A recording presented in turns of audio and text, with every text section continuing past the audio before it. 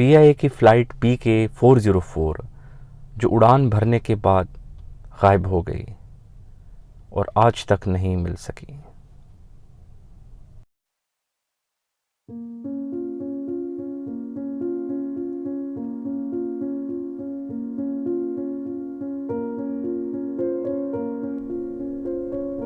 Horror series के एक और न्यू एपिसोड के साथ मैं हूं आरिफ नूर और आप देख रहे हैं नूर प्राइड चैनल। जुम्मा 25 अगस्त 1989, गिलगित बल्तिस्तान, पाकिस्तान। हमेशा की तरह आज का दिन भी बहुत पुरसकून और खुशगवार था। सूरज अपनी पूरी आबोताब के साथ चमक रहा था। ये गिलगित के दिल फरेब पहाड़ों के दरमियान गिरे हुए गिलगित एयरपोर्ट के मनाजिर हैं। एयरपोर्ट पर नए शादीशुदा जोड़ा अपना हनीमून एंजॉय करने के बाद वापस इस्लामाबाद जाने की तैयारी में था। बच्चे अपनी फैमिली के साथ शोर कर रहे थे और जहाज़ में बैठने के लिए शरारतें कर रहे थे। कुछ दोस्त अपना नॉर्दर्न पाकिस्तान का ट्रिप मुकम्मल करने के बाद वापस घर जाने के लिए जहाज़ में बैठने का इंतज़ार कर रहे थे।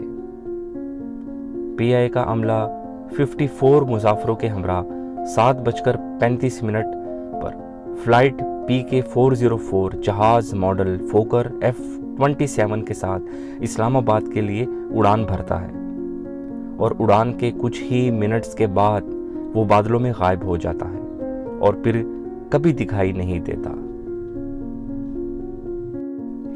ये थी पीआईए की बदकिस्मत फ्लाइट PK-404 जो गिलगित से इस्लामाबाद जा रही थी, मगर पुरस्रार तौर पर गायब हो गई और आज तक उसका कोई सुराग ना मिल सका।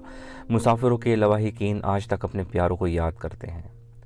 हुकूमत पाकिस्तान ने जहाज़ गायब होने के फ़ौरन बाद सर्च एंड रेस्क्यू ऑपरेशन शुरू किया। गिलगित का छप्पा छप्पा चांद मारा।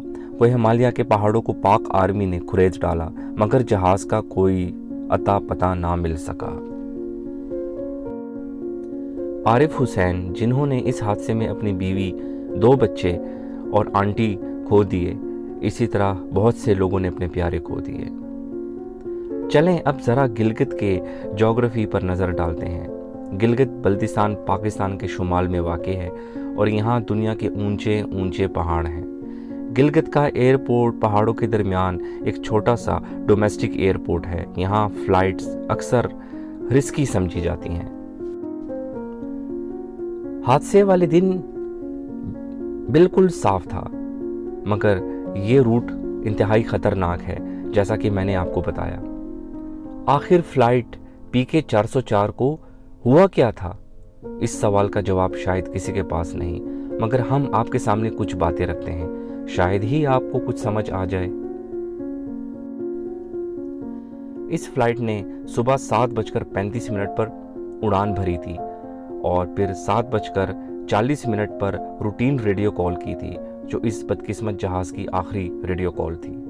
ख्याल किया जाता है कि ये जहाज़ हिमालय के ऊंचे बर्फ़ पोश पहाड़ों में गिरकर तबाह हुआ था, मगर आर्मी ने इसके मलबे को बहुत ढूंढा, लेकिन इसका मलबा कहीं नहीं मिल सका। माहिरीन का ज़्यादातर यही मौक़िफ़ है कि ये जहाज़ पहाड़ों में गिरकर बर्फ़ में गायब हुआ है, मगर इस बात का कोई ठोस सबूत नहीं मिल सका, क्योंकि इन पहाड़ों में बहुत ऑपरेशन किए गए। अगर ये वाकई में गिरा होता तो इसका मलबा कहीं ना कहीं तो मिल जाता, मगर ऐसा ना हो सका। पाकिस्तान एयरफोर्स के 4 हेलीकॉप्टर, आर्मी के 2 C-130 ट्रांसपोर्ट जहाज़ों और पीआईए के 2 जहाज़ों ने दुनिया के बुलंद तरीन पहाड़ों में सर्च ऑपरेशन किए, मगर कुछ हासिल ना हो सका। कहा जाता है कि पीआईए के सफ़ेद और ग्रीन पैटर्न को सफ़ेद बर्फपोश पहाड़ों और दरख्तों में ढूंढना बहुत ही मुश्किल था। इस हादसे को एयर इंडिया के फ़्लाइट 101 के साथ कंपेयर किया जा सकता है, जो फ्रांस के ऊंचे तरीन पहाड़ माउंट ब्लैंक में 1966 में क्रैश हुआ था और इसका मलबा 20 साल बाद मिला था। ख्याल किया जाता है कि फोकर F-27 अब भी कहीं किसी ग्लेशियर के नीचे दफन है और किसी न किसी दिन ये दरियाफ्त हो ही जाएगा। एक कॉन्स्पिरेसी थ्योरी ये भी है कि इस जहाज़ को शायद इंडियन आर्मी ने मार गिराया हो। हो सकता है कि इस जहाज़ ने लाइन ऑफ कंट्रोल जो कि पाकिस्तानी कश्मीर और इंडियन कश्मीर को आपस में जुदा करते हैं क्रॉस किया हो और इंडियन एयरफोर्स ने इसको मार गिराया हो और फिर इसके मलबे को किसी मुमकिन जंग से बचने के लिए छुपा दिया हो। खैर, आज भी दुनियाई एविएशन इस मौके को समझने से मुकम्मल तौर पर कासिर है कि एक जहाज़ दिन दहाड़े कैसे गायब हो सकता है कि अपने पीछे कोई निशान ना छोड़ा हो।